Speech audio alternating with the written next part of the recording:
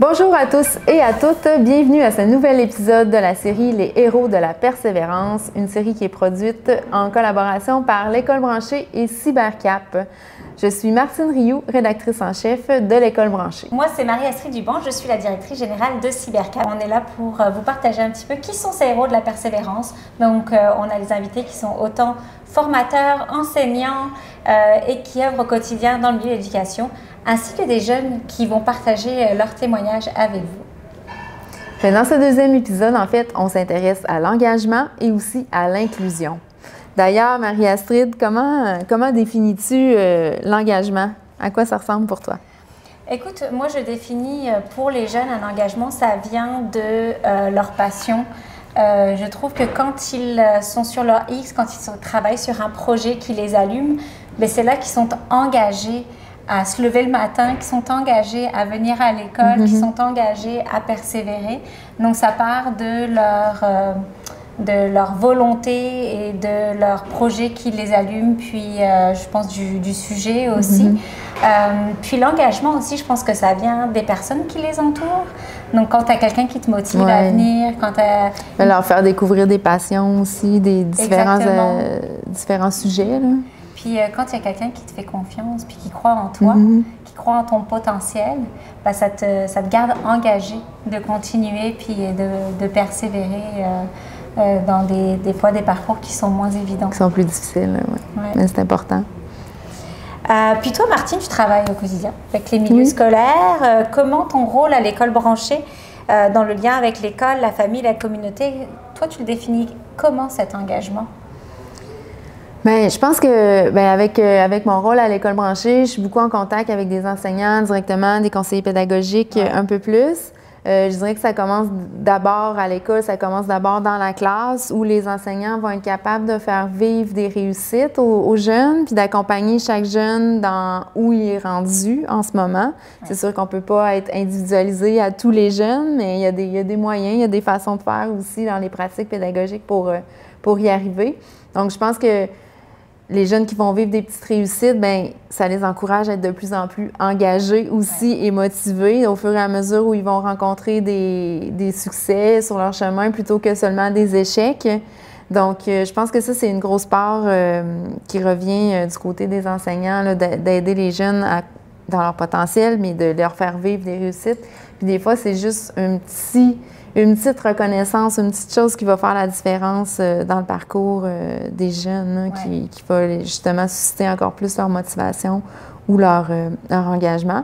Puis bien, après, je pense qu'il y a nécessairement un lien à avoir avec la famille ou la communauté parce que bien, on travaille tous ensemble pour le bien des jeunes puis les faire progresser. Donc, les communications entre les enseignants et la famille, bien, je pense que c'est essentiel, puis il devrait même y en avoir encore plus. Oui, je suis vraiment d'accord avec toi. Puis est-ce que tu vois aussi que le numérique aide à l'engagement justement des enseignants? Est-ce qu'ils peuvent créer des projets peut-être plus ludiques et finalement, est-ce que ça contribue? Bien, c'est certain qu'avec le numérique, il y a des projets plus authentiques, je dirais, qui peuvent être créés ou faire vivre des situations un peu plus réelles aux jeunes. Donc, ça les aide à être dans le concret. Puis, on entend souvent les jeunes qui vont poser à quoi ça sert là, de faire quelque chose. Mais je pense que là, c'est ça aussi. Là, ils voient plus à quoi ça sert parce qu'avec le numérique, ils ont des résultats tangibles. Ils peuvent être engagés dans des situations créatives, donc ils vont créer des choses. Donc, même si c'est écrire un texte sur un écran d'ordi, mais le texte peut être publié sur un blog, il peut être lu par d'autres personnes. Ça peut être de créer des objets puis de les imprimer en 3D par la suite. Mais là, il y a un objet à montrer à leurs proches ou à leurs amis et tout. Donc, je pense que le numérique, même si le numérique en lui-même est intangible ou flou dans le nuage, mais il aide à créer des projets plus réels, concrets, ancrés là, dans le quotidien des jeunes. Puis je trouve ça très intéressant la manière dont tu décris la créativité parce que évidemment dans le mode plus traditionnel la création c'était plus le dessin ou voilà on pensait ce qu'on allait faire en art plastique mais maintenant avec même l'arrivée de l'intelligence artificielle tu peux être créatif de plein de manières. Il y en a même qui font le code des filles. Oui. Tu as une créativité là-dedans aussi. Donc, c'est super intéressant de voir la diversité que le numérique peut apporter à la créativité du jeune. Oui, puis ça, je pense que ça fait partie du travail aussi des enseignants d'accompagner les élèves à découvrir plein de petits créneaux et de possibilités du numérique. On va souvent décrier l'usage du numérique que les jeunes font, d'être sur leur écran passif, à défiler les réseaux sociaux. Mais quand on les engage dans des projets comme ça, très, très concrets de création, bien là, c'est là qu'on voit la lumière s'allumer dans leurs yeux, puis ça fait vraiment une différence. Puis à ce moment-là, bien, l'usage du numérique devient productif, porteur de sens pour eux, puis peut les amener beaucoup plus loin. Là. On ne veut pas faire le débat sur l'utilisation des écrans, mais justement, tu le décris bien, il y a une différence entre être derrière son écran puis mettre à profit les compétences numériques avec un projet concret, puis comment donc ça aide l'engagement, comment ça va aider la persévérance et comment ça aide la créativité du jeune finalement pour qu'il s'accomplisse dans son milieu scolaire, c'est un peu ça? Oui, c'est ça, puis de donner une raison plus, c'est ça, plus productive. C'est ça, d'avoir quelque chose de concret pour les jeunes à réaliser, puis d'être en mode action, en fait, là, c'est ça. Là. Puis c'est ça, École branchée, vous œuvrez chaque jour justement pour outiller les enseignants, le milieu scolaire à des trousses, à des outils. Ben oui, mais nous, on se dit qu'on est beaucoup dans la vibe positive en éducation, mais c'est le partage des bonnes pratiques. Donc, montrer des projets qui ont du succès, qui ont été initiés dans certains milieux, qui peuvent être reproduits, peut-être pas à l'identique, c'est certain, mais au moins inspirés d'autres projets. Donc, on est beaucoup là-dedans. On offre des formations aux enseignants. On offre des guides d'activité aussi qui sont clés en main pour l'enseignant qui peut ensuite utiliser dans sa classe, toujours autour du développement de la compétence numérique. Donc, on est vraiment là pour outiller justement les enseignants qui, on le sait, là, manquent souvent de temps, mais on est là pour leur donner des ressources pour leur permettre d'aller plus loin. Là. Alors, disons que je suis enseignante. Oui. Et là, je suis en train de t'entendre et je dis, OK, moi, j'aimerais vraiment savoir concrètement comment on fait pour avoir accès aux outils d'école branchée parce qu'évidemment, il y a tellement d'informations sur le web, il y a tellement d'offres, il y a beaucoup d'offres. Donc, ça peut être un petit peu, overwhelming, de savoir comment on navigue. Fait concrètement, je suis enseignante, comment je fais pour avoir accès aux outils d'école branchée? Écolebranchée.com. D'accord. c'est le point de départ. Puis même, je dirais écolebranchée.com/hebdo pour s'abonner à notre infolette hebdomadaire. Donc, à ce moment-là, vous avez vraiment le condensé à chaque semaine de tout ce qui est publié comme actualité à l'École branchée, mais aussi tout ce qui est offert comme formation. Il y a des formations qui sont offertes pratiquement à chaque semaine en formule découverte. C'est 1 heure top chrono, je dirais, soit sur l'heure du midi ou en fin de journée, sur différents sujets là, entourant le numérique, les plans de travail numérique, découvrir des nouveaux outils, de nouvelles possibilités. On parle beaucoup de Canva ou de l'intelligence artificielle aussi, donc on offre des formations là-dessus. Donc c'est vraiment le site web puis l'infolette, c'est vraiment le point de départ là, pour venir découvrir tout ce qu'on fait à l'École branchée. Puis on fait des formations sur mesure aussi. Donc s'il y a des milieux qui ont vraiment un enjeu ou un besoin particulier de formation, bien, c'est possible de nous contacter. Puis à ce moment-là, voir c'est quoi votre besoin, puis on va mobiliser des formateurs pour aller dans votre milieu aussi. J'aime la simplicité et l'accessibilité que vous offrez aux enseignants qui doivent faire des choix dans leurs horaires aussi pour pouvoir intégrer tout ce qu'ils doivent offrir aux jeunes. Donc, merci. Je pense que de le mettre concrètement, ça aide aussi. Ça aide bien. Bien, on espère qu'ils vont nous trouver facilement, puis on est là pour aider le milieu scolaire. Ah, ben c'est super. Passons maintenant à notre premier invité du jour, Guillaume Bilodeau. Guillaume est conseiller pédagogique au Centre de services scolaires de Montréal. À travers mon travail à l'École branchée, j'ai souvent eu des discussions avec Guillaume. Je trouve qu'il est très proactif dans son milieu pour agir, pour proposer des activités engageantes pour les jeunes et être toujours présent en appui aux enseignants qui ont besoin d'accompagnement. Donc, on le reçoit aujourd'hui pour en savoir un peu plus sur son travail au quotidien. Je m'entretiens maintenant avec Guillaume Bilodeau, qui est conseiller pédagogique au Centre de services scolaires de Montréal.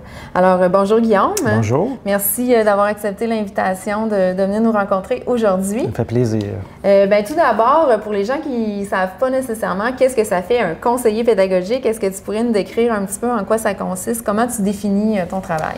Moi, je suis conseiller pédagogique récit local, donc en intégration du numérique au primaire principalement. Je suis enseignant à la base, donc j'ai enseigné plusieurs années au primaire, au secondaire.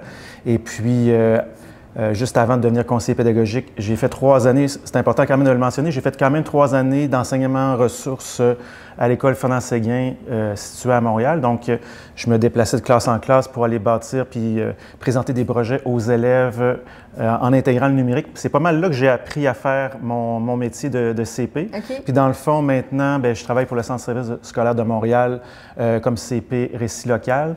Puis dans le fond, c'est un petit peu le même principe. Je m'en vais dans les classes avec les enseignants pour présenter des projets en lien avec le programme, puis on essaie d'intégrer le mieux qu'on peut les technologies dans ces projets-là. Dans les écoles. Puis là, je sais que ça a bougé un petit peu là, au centre de services scolaires. Donc, il y a une nouvelle équipe qui a été formée de CP. Là. Je ne sais pas si on peut le dire comme ça. Est-ce que tu peux en dire plus? Là, il y a quelques années, le gouvernement du Québec a mis en place avec le ministère de l'Éducation un programme pour la douance là, pour tout le Québec au complet. Puis nous, dans le fond, au Centre de services scolaires de Montréal, depuis 3 ans, il y a une équipe qui a été formée et j'en fais partie maintenant. Donc, l'idée, c'est encore une fois d'aller outiller les enseignants pour accompagner ces élèves-là dans les classes parce que souvent, ils ont besoin d'enrichissement, ils ont besoin d'activités supplémentaires, des projets qui sont un petit peu plus complexes.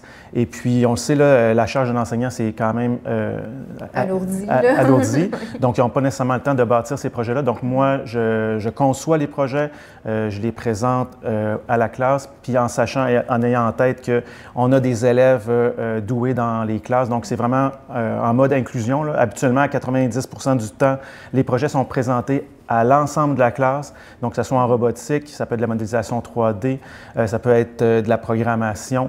Donc, quand on est capable de le faire, on offre l'activité à tous les élèves. Puis c'est sûr que des fois, on peut faire des regroupements aussi d'élèves dans certaines écoles. Selon les forces. Oui, donc il y a du décloisonnement qu'on appelle. Okay. Là. Donc ça peut être une possibilité également d'accompagnement. Ça permet d'offrir un service de plus là, aux élèves doués. Oui. Bien, dans le fond, puis dans une perspective d'inclusion, comme tu dis. Oui, puis dans le fond, quand il y a des élèves qui sont plus en difficulté, ils vont aller retravailler des concepts peut-être en mathématiques, en français, qui doivent revoir avec l'enseignant. Puis à ce moment-là, nous, avec les élèves qui ont plus de facilité, bien, on décloisonne puis on leur donne un autre type de soutien puis d'activité.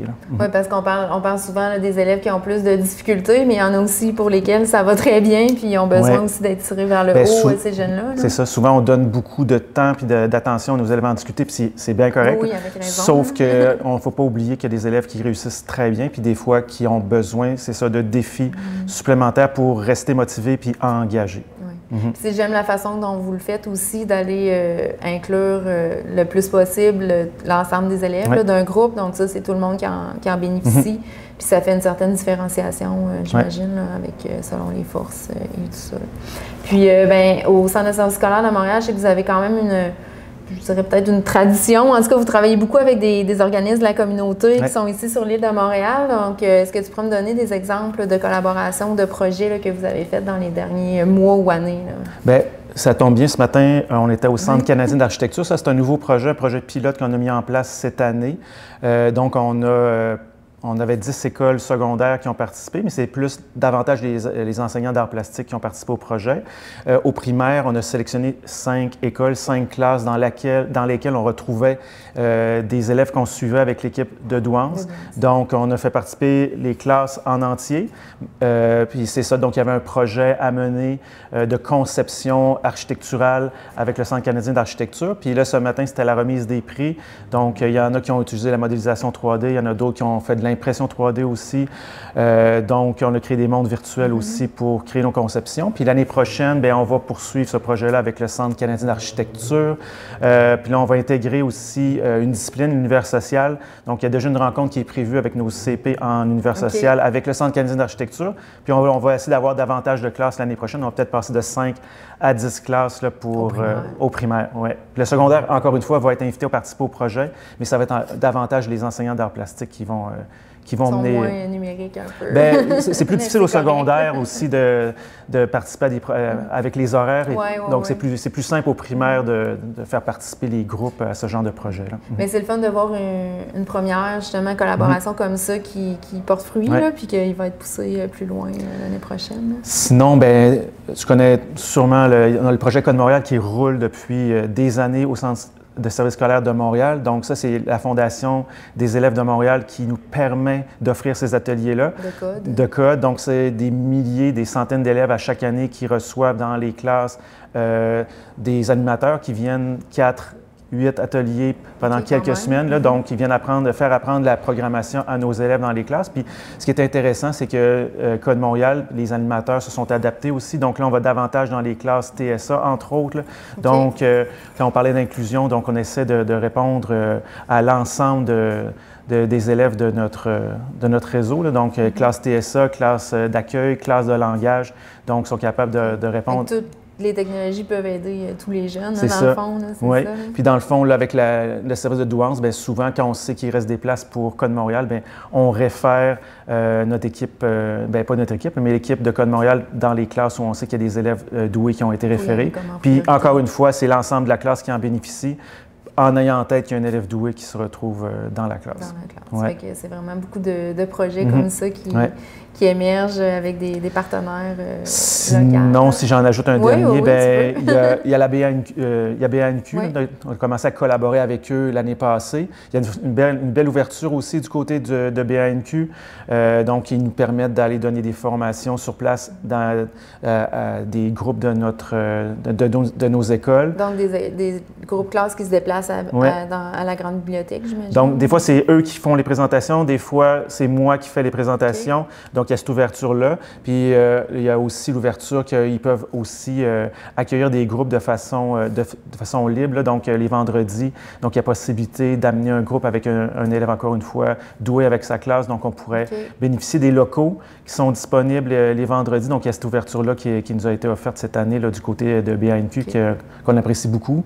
Puis là, on est en train de répertorier tranquillement les autres laboratoires créatifs sur l'île. Entre autres, il y a la Fabricatech dans Saint-Henri qui a une belle ouverture aussi de leur côté, qu'on aimerait démarrer une collaboration aussi. C'est le fun de tirer profit de ce qui existe dans la communauté. Là. Les écoles ne peuvent pas tout avoir non plus, puis partager comme ça. C'est pas ce qu'on souhaite nécessairement, parce qu'en termes de matériel, on n'a pas les ressources pour s'occuper de ce matériel-là. Quand on parle d'imprimante 3D, de découpe laser, donc il faut des techniciens. Puis pour l'instant, on n'a pas ce service-là. Tandis que dans les bibliothèques de quartier, bien, ils peuvent recevoir le soutien pour réparer les machines. Donc, on essaie de voir comment on pourrait réseauter notre centre de service scolaire avec les différents laboratoires créatifs puis Fab Labs sur l'île. Bien, ça existe, donc pourquoi pas les utiliser? Justement, tirer profit des ressources.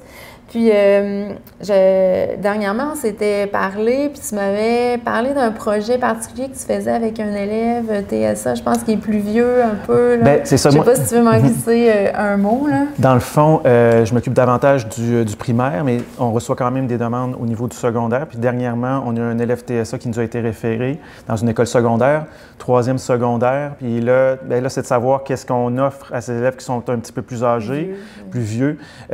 Donc, j'avais une formation à offrir au mois de mai aux REPTIC, à l'ensemble des enseignants REPTIC de notre centre de service scolaire.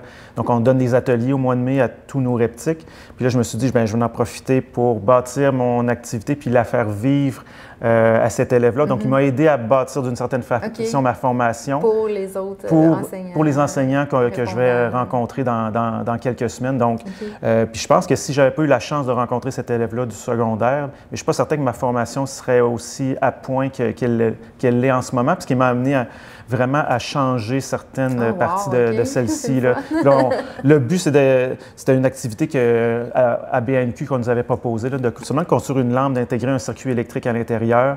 Puis là, dans le fond, c'est de la modéliser dans un outil de modélisation 3D puis de la faire imprimer. Mais tu sais, au niveau de l'impression 3D, là, on s'est rendu compte qu'on rencontrait des petites embûches, puis là, parce que l'élève avait construit sa lampe d'une certaine façon. Puis là, bien, ça m'a poussé à aller un petit peu loin au niveau de ma réflexion pour ma formation. Puis là, je pense qu'elle est prête, puis on va avoir un beau moment avec nos enseignants prochainement. Ben, c'est le fun d'avoir fait un peu recherche et développement, je dirais. Puis lui, ben, cet élève-là, ça va y avoir servi. Là, puis je suis certaine qu'il a vécu. Oui, j'ai trouvé ça vraiment motivant. Puis l'année prochaine, on va sûrement continuer à suivre cet élève-là. Puis là, on avait parlé peut-être d'un projet entrepreneurial pour lui l'année prochaine. Il avait déjà parlé qu'il avait peut-être de l'intérêt pour faire de la vaisselle, peut-être pour la cafétéria ou quelque chose comme ça. Donc, on aimerait ça peut-être partir un petit projet entrepreneurial dans son école secondaire. Pourquoi pas vendre par la suite des articles qui ont été construits par lui, puis imprimés par la suite, ou découpés avec notre découpe laser aussi. Là. Bien, il y a plein, je pense qu'il y a plein de possibilités, puis c'est certain que ça peut contribuer à sa persévérance aussi. Là, je pense qu'il trouve son compte. Oui, c'était vraiment ça le but du soutien qu'on apportait à cet élève-là. Super. Guillaume, j'ai une autre question pour toi aujourd'hui. Oui. Comment est-ce que les enseignants réagissent à l'intégration justement des nouvelles technologies dans leur classe? Puis, est-ce que tu as rencontré, toi, des résistances? Et si oui, comment tu as pu les surmonter? Bien, moi, je dirais que les enseignants sont toujours heureux, contents de nous voir arriver dans les classes pour faire des projets avec leurs élèves. Parce qu'à mon avis, bien, il faut du soutien là, pour arriver à mener des projets comme on le fait avec les enseignants, avec les élèves. Bien, c'est d'y arriver tout seul, comme enseignant dans une classe avec tout ce qu'on connaît comme l'environnement en ce moment, comme réalité. Mais je pense qu'il faut avoir un soutien, puis c'est ce qu'on offre là, à notre centre de service. Et puis, bien, au niveau du soutien, bien, c'est souvent aussi au niveau de l'appareillage aussi, là, seulement de sortir les ordinateurs pour partir un projet, démarrer un projet avec les élèves, bien, il y a déjà des embûches que les enseignants rencontrent, puis souvent, bien, ils décident de tout mettre ça de côté suite à cette mauvaise expérience-là. Fait que, dans le fond, nous, on propose aux enseignants d'être là pour les accompagner dans leur projet de classe pour arriver avec un succès à la fin, là, puis une réussite. Là. Oui, c'est tellement important de les soutenir parce qu'ils n'ont pas le temps de tout... il y a beaucoup de choses à intégrer, donc d'avoir ce petit plus... Bien, c'est ça, moi, c'est mon travail, donc j'ai le temps de m'approprier les outils, j'ai le temps de faire les tests, tandis que les enseignants, ils n'ont pas ce temps-là de leur côté. Donc moi, ce que j'offre, c'est vraiment le soutien, l'accompagnement. Oui, en espérant qu'un jour, peut-être qu'ils le fassent de façon autonome, mais ce n'est pas nécessairement l'objectif de notre côté. Là. Puis l'objectif, c'est d'avoir un impact positif auprès des jeunes et qu'ils puissent intégrer le numérique rapidement parce que c'est pas toujours évident. Puis, est-ce que tu penses que l'utilisation des technologies justement numériques peut aider à réduire les inégalités scolaires? Puis, si oui, de quelle manière et quels sont les principaux défis pour y parvenir et que tu vas devoir relever justement, ou nous tous à relever? Bien, tantôt, je mentionnais que je travaille avec l'équipe pour la douance au Centre de service scolaire de Montréal.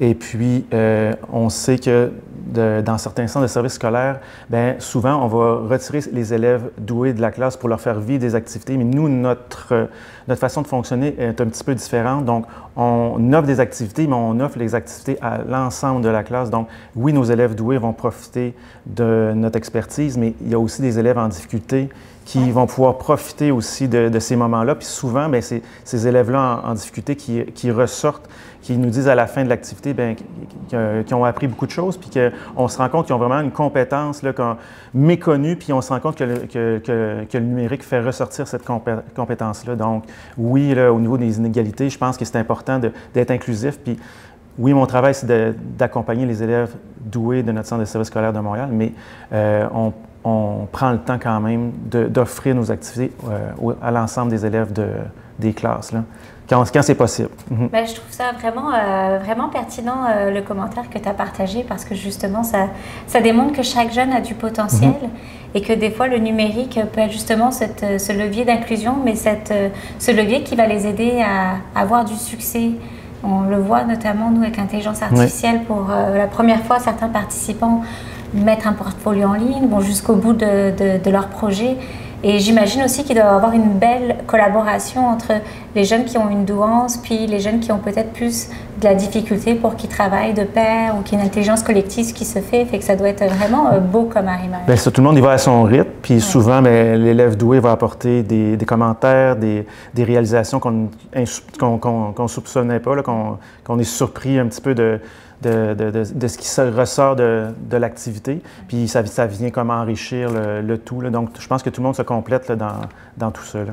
Puis Guillaume, si il y a il y a un conseiller, un enseignant, quelqu'un qui œuvre dans le milieu de l'éducation puis qui trouve ça très, très intéressant ce que tu dis. Est-ce qu'il y a des moyens pour te rejoindre, pour qu'ils puissent un petit peu découvrir comment toi, tu appliques ta méthodologie ou faire profiter dans le fond, moi, je fais partie des récits locaux là, du centre de services. Donc, il y a des récits locaux, il y en a dans tous les centres de services scolaires du Québec. On se rencontre mensuellement. Donc, on a chacun notre adresse courriel de travail récit local. Donc, oui, il y a moyen de communiquer avec moi. Puis, dans le fond, on a une équipe aussi là, au niveau du Québec, là, où tout le monde en fait partie, donc il y a moyen d'échanger à cet endroit-là également. Ah ben merci beaucoup. Merci Guillaume pour tout ce que tu fais pour les jeunes. Moi, en tant que maman, j'apprécie énormément qu'il y ait des gens comme toi qui soutiennent nos jeunes Québécois pour qu'ils intègrent le numérique. Donc, continue et on va dire persévérer aussi parce qu'il y a encore beaucoup de travail à faire. Oui, merci. Nous allons maintenant accueillir Marianne, qui est une formatrice ici chez Cybercap pour le programme Relève numérique. Bonjour Marianne. Bonjour. Ça va bien? Ça va bien toi? Oui, bien merci d'accepter notre invitation aujourd'hui, de répondre à quelques questions. Donc, j'ai préparé ça là, pour toi. On va passer au travers des questions. Pas de problème. Donc, ben, justement, tu travailles ici là, pour le programme Relève numérique. Avant d'entrer vraiment sur ton rôle de formatrice, peux-tu nous en dire un petit peu plus? Résume-moi en quelques phrases, c'est quoi le programme Relève numérique? Oui, bien, en fait, le programme Relève numérique, en fait, on va dans les écoles secondaires et primaires pour faire des ateliers. On a plusieurs sortes. On a des versions conférences, sensibilisation en cybersécurité sur les métiers du numérique. Et on a aussi des ateliers qui durent plusieurs périodes où on fait découvrir des logiciels en numérique. Donc, on va avoir, je vais en énumérer quelques-uns, là, mais design vectoriel, modélisation 3D, montage photo, toutes sortes de choses. Les jeunes ont vraiment les mains oui, exactement, dans le logiciel. Ils utilisent les ordinateurs, on veut vraiment qu'ils fassent aussi, qu'ils se pratiquent à utiliser un ordinateur, puis on essaie de voir plusieurs choses en même temps là, avec ça. Avec eux. Ouais. Puis, ben justement, toi, c'est quoi ton rôle? Comment tu en es venue à devenir formatrice? Qu'est-ce qui t'a amené à faire ça? Oui, bien, en fait, moi, j'ai une formation de design graphique. J'ai terminé mon bac à l'UQAM il n'y a pas si longtemps, mais très vite, quand j'ai terminé, j'avais envie d'aller vers l'enseignement. En fait, j'ai toujours aimé l'enseignement, mais j'ai trouvé justement Cybercap où je pouvais mélanger un peu toutes mes compétences, où est-ce que j'ai beaucoup de compétences en numérique, mais aussi une envie d'enseigner. Et là, je peux vraiment mélanger les deux, puis je vois encore plus le besoin maintenant que je suis sur place aussi, là, dans les classes, tout ça, puis je pense pas que je me suis trompée, en tout cas, en allant vers Cybercap. Ouais. Puis c'est pas un enseignement traditionnel. Non, c'est ça. Comme ça, tu es vraiment dans des activités spéciales avec les jeunes. Oui, c'est ça. Puis c'est autant primaire, secondaire? Oui, on a primaire et secondaire. Puis en fait, on a des ateliers qui s'en viennent là, de plus en plus à ce niveau-là. Primaire, on vient de débuter, mais on est là-dedans. En progression. Oui, c'est ça. Puis ben justement, on dit les jeunes baignent dans l'univers des technologies, du numérique, mais ce que tu abordais comme logiciel, c'est pas nécessairement des logiciels qui sont connus des jeunes, le 3D, le vectoriel et tout ça. Fait que comment tu arrives à rendre ces thématiques-là, ces sujets-là attrayants ou accessibles pour les jeunes? Bien, comment vous les présentez, en fait? En fait, on essaie toujours d'arriver avec un projet, une proposition de projet, où est-ce qu'on cherche à simuler leurs intérêts là-dedans. Exemple, on va faire un projet de présentation interactive, bien, on va les inviter à faire une présentation sur un sujet qui les intéresse. On essaie toujours de donner un cadre puis de les laisser participer aussi, donner leur opinion. Je le vois plus comme une collaboration, là, dans le sens que je veux toujours avoir leur avis sur la présentation pour qu'ils aient envie de participer. Que ce soit créatif. Exactement. Et au niveau des présentations aussi, on essaie toujours, je dis que c'est en mode conférence, mais c'est, je dirais, conférence interactive, parce qu'on essaie de mettre toujours des jeux, des manières d'interagir avec eux, on pose des questions. On veut engager des discussions aussi. Quand on va parler de, justement, intelligence artificielle, on veut stimuler les discussions, avoir leur avis. Puis aussi, on est toujours en train d'enrichir nos présentations, nos ateliers en fonction de ce qu'on a vu en classe. Okay. Puis ça, c'est notre partie que j'aime beaucoup. La rétroaction, dans le fond, des jeunes que vous recevez, mais là, tu vas modifier ta présentation pour la prochaine classe que tu vas visiter. Oui, avec l'équipe, on discute tout le temps là-dessus. On fait des retours. Qu'est-ce qui a marché? On essaie de mettre les jeunes de l'avant là-dedans. Puis ça bouge toujours aussi, là, les technologies, fait que je pense qu'il y a ça aussi qui amène à faire des modifications. C'est ça aussi. On est toujours en découverte de nouveaux logiciels. Une fois de temps en temps, on va voir, ça existe maintenant, on pourrait l'utiliser en classe, ça va peut-être nous aider. Donc, on amène toujours des nouvelles choses pour essayer de les garder avec nous aussi, le plus possible. Ouais. Puis, quand tu fais un projet comme ça dans une classe, est-ce que c'est une période ou c'est plusieurs périodes? Les conférences, présentations, sensibilisation, c'est une période. Les ateliers, ça va durer 4 périodes. Okay. Parfois plus, on peut s'adapter quand même, dépendamment des cours. Mais oui, on les voit quand même longtemps. Puis c'est là que c'est plus agréable aussi, parce qu'on peut vraiment créer un lien avec les élèves. Vraiment un vrai projet aussi. Oui. Puis bien justement, à travers ces projets-là, y a-t-il des moments ou un projet en particulier que tu as dit hey, j'ai vraiment fait la différence pour un jeune ou une jeune? Y a-t-il des moments marquants? Bien, je dirais qu'il y en a plusieurs, là, c'est sûr. Mais si je pense rapidement comme ça, il y a pas longtemps, justement, j'étais partie 3 semaines à Rimouski. Okay. Donc, j'ai donné beaucoup d'ateliers, beaucoup de cours en condensé. Et je voyais les mêmes élèves une fois ou 2 jours, en fait, là, parce que j'alternais de 2 écoles, donc je les voyais tout le temps. Puis là, on a fait un atelier de montage vidéo. Et au début, je me souviens d'une élève qui était pas sûre, elle sentait qu'elle savait pas si elle allait aimer ça, elle était un peu stressée de faire l'atelier. À la fin, elle me disait vraiment qu'elle voulait en refaire, qu'elle était comme... Finalement, elle était vraiment confiante, elle a gagné la confiance. Elle n'avait pas confiance en elle au départ. Exactement. Il y en a souvent qui pensent qu'ils sont pas capables, tout ça, puis le but, c'est de leur montrer. Il faut que je leur explique des fois que le but, c'est pas que tu comprennes tout de suite, c'est que tu vas le comprendre à force de faire l'atelier, puis des fois, ça donne des beaux résultats. Je suis toujours contente de voir leur projet. C'est pour ça que les ateliers, c'est le plus fun. Comme là, tu sais, elle s'est découvert un nouvel intérêt qu'elle n'aurait pas découvert là, sans l'atelier, dans le fond. On en a d'autres en design vectoriel. Ils ont fait des projets. C'est incroyable. C'est tellement beau ce qu'ils réussissent à faire. En peu de temps quand même, oui, là, parce que 4 périodes, c'est pas si long non plus. C'est long, mais pas tant. Oui, bien, il y en a des fois qui demandent s'ils peuvent travailler là-dessus à la maison. OK. Parce qu'ils ont aimé ça. Oui. À ce moment-là, je pense que c'est mission accomplie. Oui, c'est ça. C'est là que c'est le plus agréable.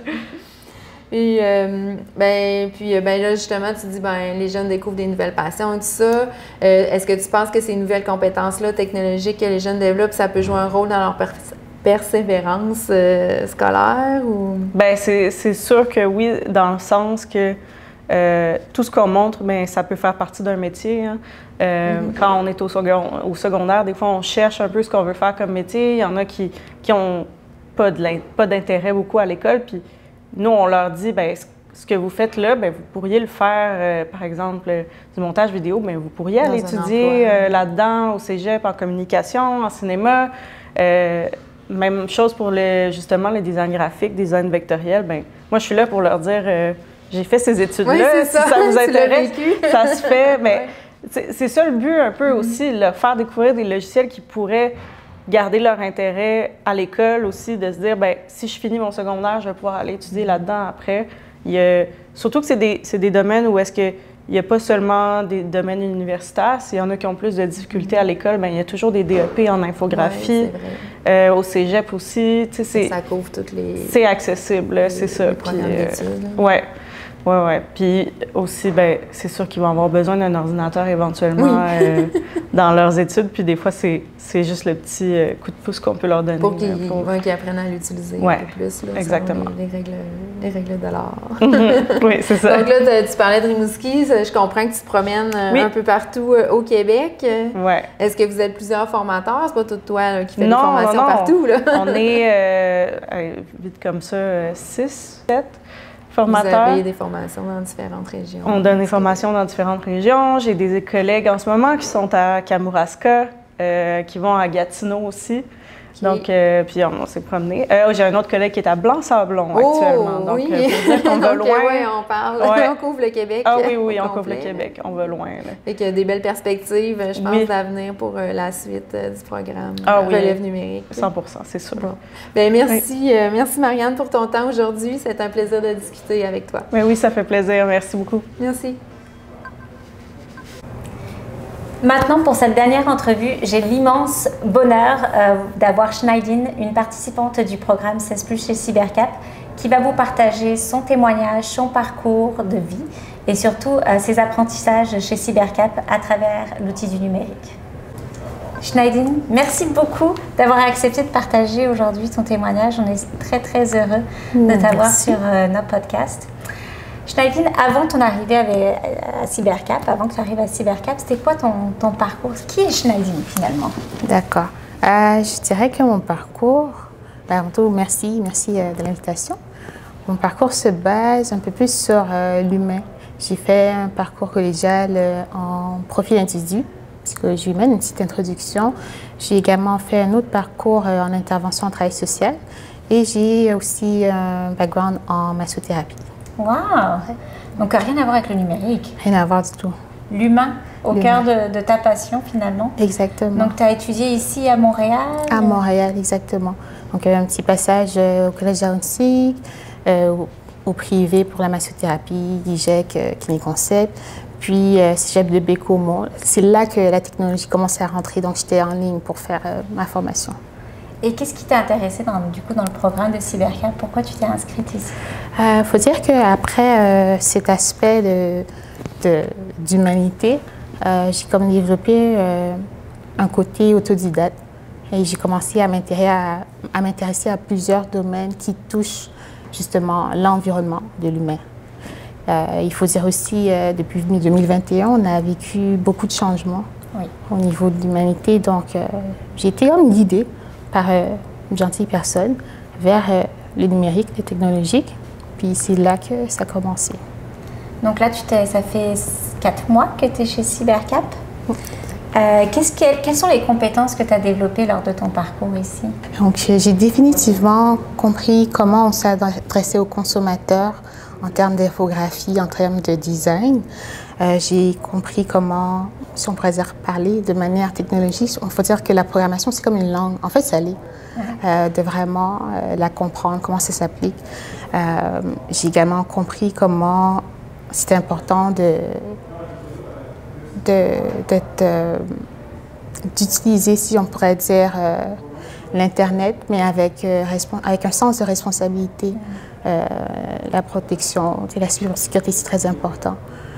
Et je dirais qu'au niveau psychosocial, ça m'a vraiment fait comprendre en fait que l'humanité se retrouve à l'origine de tout. Même si on est au niveau du techno-numérique, il faut savoir travailler en équipe, il faut savoir s'exprimer, connaître sa place lorsqu'on travaille en équipe, savoir si on est un leader ou si on est autre. Donc le numérique, ça a été l'outil. Tu t'es rendu compte aussi de la créativité. Tu pouvais parler à l'humain en utilisant différents outils dans ta création numérique, justement, de comment bien communiquer ta création avec... on utilise des logiciels qui sont libres de droit, donc je pense que tu as pu aussi les utiliser définitivement. Chez toi. Apprivoiser justement ces logiciels-ci, ça aide à comprendre un peu qu'est-ce qui se passe derrière la scène. Justement, j'ai toujours été consommatrice de l'Internet, du numérique. Là, de vraiment comprendre les efforts qui sont mis derrière pour créer ces choses qu'on utilise quotidiennement et même jusque parce qu'on est dans une nouvelle ère. Donc, de comprendre ça, je trouve que ça a aidé à vraiment être plus reconnaissante des efforts et de plus apprécier ce qu'on a comme, on pourrait dire, intelligence, comme partage de connaissances en termes de technologie. Puis comme tu dis, l'important aujourd'hui, c'est pas seulement d'apprivoiser le numérique ou l'outil, mais c'est les soft skills, donc savoir comment travailler en équipe, comment trouver sa place aussi. Tu as dit trouver sa place, savoir quel est notre rôle à jouer. Et tout ça, c'est quelque chose que tu as pu développer chez Cybercap. Est-ce que tu as eu quelque chose, comme une révélation aussi? Je ne pensais pas que j'aimais, je ne sais pas moi, la programmation ou la cybersécurité, c'était quelque chose de très loin pour moi. Puis aujourd'hui, ça ne me parle plus. Est-ce qu'il y a des choses qui ont été pour toi révélateurs dans ton parcours? Définitivement. Je dirais que c'est l'intelligence artificielle. J'étais très dinosaure, très aussi... je ne poussais pas trop au niveau technologique. J'utilisais vraiment la base parce que pour moi, ça me dépassait. C'est difficile pour moi d'utiliser quelque chose que je ne connais pas. Donc, c'est très important pour moi de le connaître. Mais là, d'avoir pu participer avec justement des formateurs qui sont très passionnés, donc encore, ça revient à l'humain, ça a permis justement de s'engrainer en moi, de moi aussi avoir cette passion-là, puis de l'utiliser convenablement. Donc, c'était vraiment l'intelligence artificielle, mais je dirais surtout ce que ça m'a amené à voir, c'est que, veux pas, on se rend vers ce paradigme, on ne peut pas l'échapper. Donc, mieux vaut pouvoir mettre notre humanité au service de l'intelligence artificielle pour parfaire l'humanité, pour faire de bons choix, pour mieux s'orienter. C'est vraiment magnifique ce que tu dis. On est au service et notre humanité, c'est ça, l'intelligence artificielle n'est pas en train de nous dompter, mais on doit la dompter, puis elle doit être au service de l'humanité. Est-ce que toi, tu as j'imagine que tu as appris à faire des agents conversationnels, des chatbots durant ton plateau. Est-ce que tu as des projets en vue ou des ambitions avec les outils que tu as pu découvrir aujourd'hui, qu'au début du parcours, tu avais une idée, puis maintenant, c'est quoi le futur pour toi? À quoi il ressemble? Je dirais que j'ai un petit projet pour moi-même en termes de podcast, mais ça reste encore, ça situe encore l'humain où j'aimerais pouvoir partager des connaissances que j'ai moi-même. Et avec l'intelligence artificielle, justement, je vois comment je vais pouvoir, si on pourrait dire, créer des petites formations pour préparer les jeunes, les plus jeunes vraiment, à ce qui leur attend demain. Oh, c'est super. Puis si tu pouvais parler directement justement à un jeune qui hésite de faire le premier pas ou qui voit, comme tu dis, l'intelligence artificielle comme quelque chose de très sommaire, et qu'est-ce que tu auras envie de dire à ce jeune-là aujourd'hui? Je dirais que c'est une bonne nouvelle parce que veux pas, les émotions, les sentiments, ce sont les messagers. Donc, juste être à l'écoute de cette hésitation-là. Pourquoi c'est une bonne nouvelle? Parce qu'à Cybercap, justement, il n'y a pas de pression, c'est un survol. On pourrait même dire un survol d'aigle, on peut être au plus haut, juste un peu, même au ras de l'eau, se permettre de voir, de pousser le plus loin possible ses compétences, se permettre aussi de se dire qu'on ne sait pas nécessairement où on va, ou même de se dire, ah, mais oui, j'ai une idée en tête, et de vraiment capter l'opportunité de vraiment apprécier le fait que les formateurs ici sont vraiment passionnés. Ils savent ce qu'ils font.